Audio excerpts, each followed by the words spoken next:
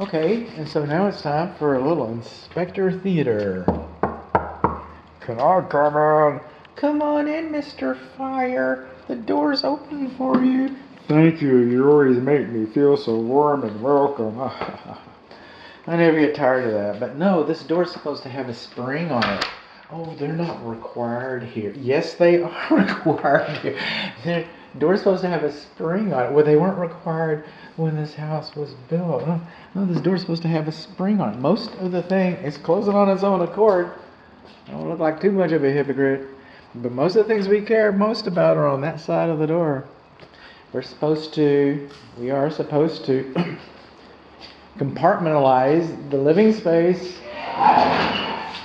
from the garage space from the attic space, and the attic space from the living space. So ultimately, if we have a fire in any one of these three places, the house won't affect the attic and garage. Not that big of a deal. More about if there's a fire in the attic or if there's a fire in the garage, it won't affect the living space. And that's what we're trying to do. We're trying to minimize or give some extra time to escape, just a little bit of time.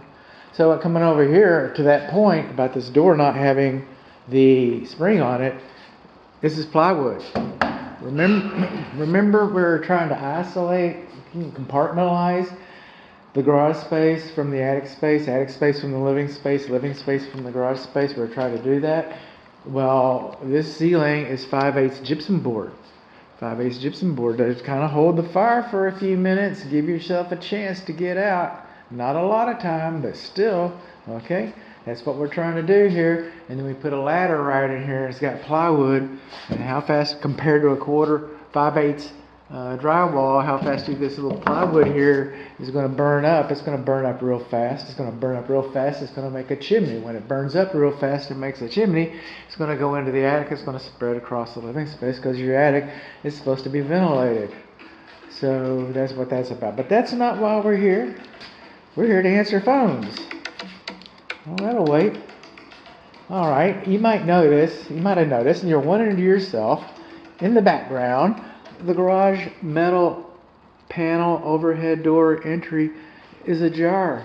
It's half open. You probably said to yourself, man, I don't know what he's talking about, but that door is driving me crazy. Well, this door, what happened was, I released the emergency release, so we know that works.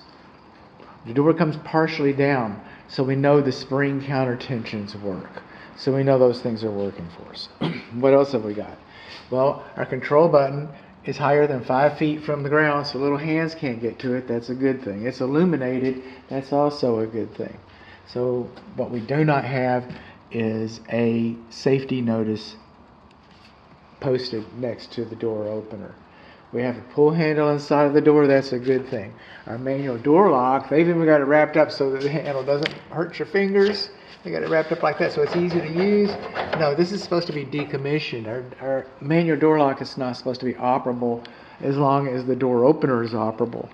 Now, if you choose to forego using the door opener or are forced to, or whatever, the circumstances prevail, you can always go back and lock the door because you have a handle. But until then, no. Now, on the corners of each of these doors, do no harm. I'm not here to tear people's stuff up, okay? But there should have been spring tension notices posted on the corner of these doors. I don't see the notices, so it's going to make the report. And then, like over here on this control button, here, where we're supposed to have a safety notice posted on the door, we're also on the button, we're supposed to have a safety notice posted on the door. So what we're going to do now is we're going to re-engage the track. We're going to have some fun now. Close sesame. Now, I have made a business decision to do no harm. Okay? I do not do block tests for the emergency release on the door. My courtesy lights are working. I baked that limitation into the inspection agreement that my dear client signed. That limitation is posted on my inspection agreement posted on my website for years and years and years and years and years and years and years and years. And I'm telling you now, what I do is I take my big old flat zombie hoof, I trudge across the tundra over here like a dancing fool, and I break the beam, and then I cause it to go in emergency reverse, and that way we know that the emergency reverse does work. We don't know about the tension. The listing agent, I have instructions. If you can't find the instructions for this, and they're pretty common to find online, LiftMaster is very, very reputable, very good brand, and they post their instructions online, and I posted their online instructions, by the way, inside your inspection report. I have a link that tells you how to do a block test, but that's not what we're going to do today. We're going to do the dance test. All right.